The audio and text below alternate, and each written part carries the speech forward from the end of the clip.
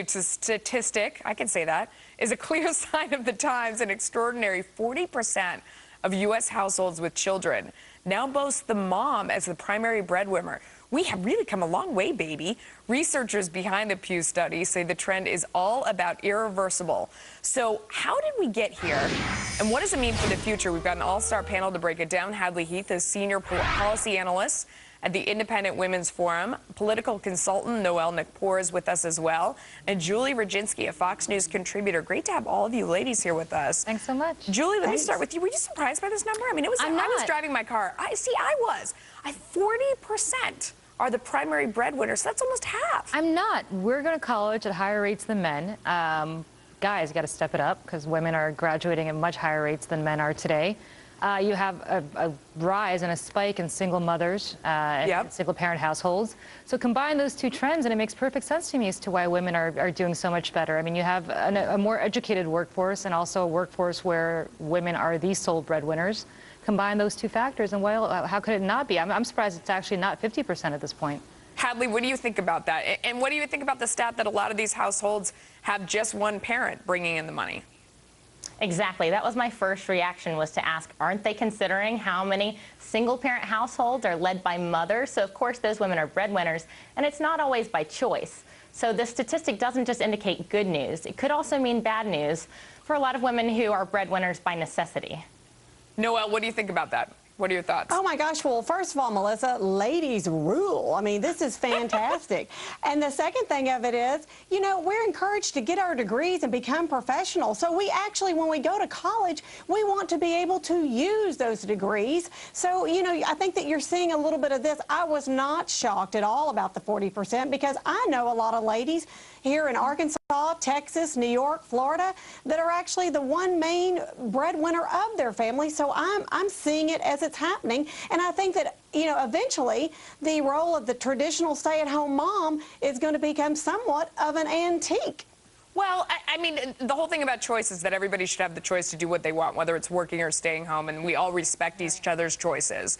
I thought what this kind of proved was that there are more choices out there, that maybe women are as able to go out and be the main breadwinner, that possibly it isn't as hard for women to earn the same wage where they can support their family. So when you have a family with two parents, you can decide who can go work. And maybe if the husband gets laid off, gives the woman an opportunity to go out and support the family. You just have more options.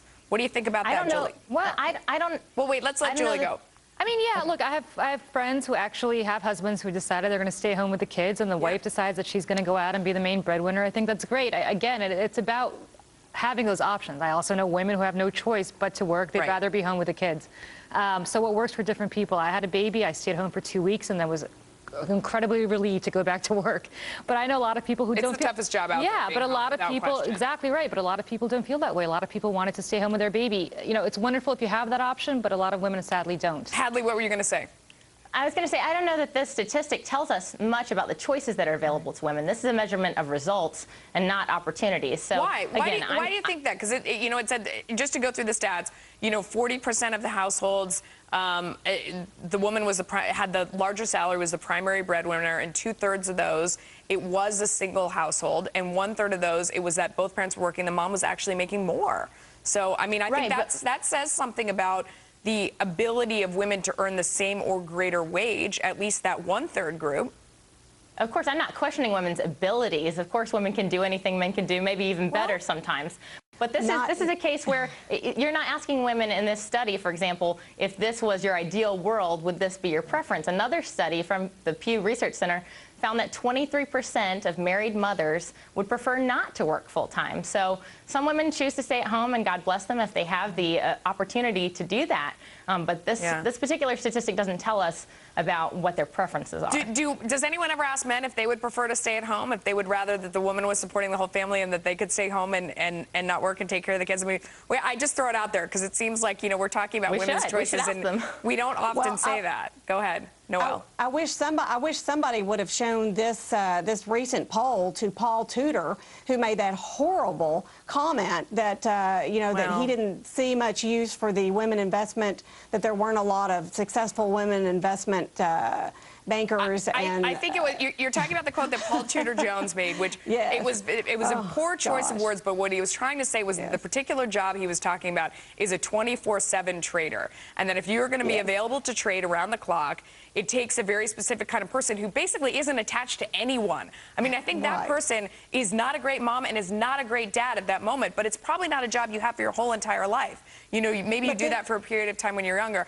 Unfortunately, he said as soon as women have children, they're not. I mean, I don't want to paraphrase him incorrectly and you know, further, you know, make this argument even worse than it already is. But what he was talking about, I mean, I think would have applied to both men and women.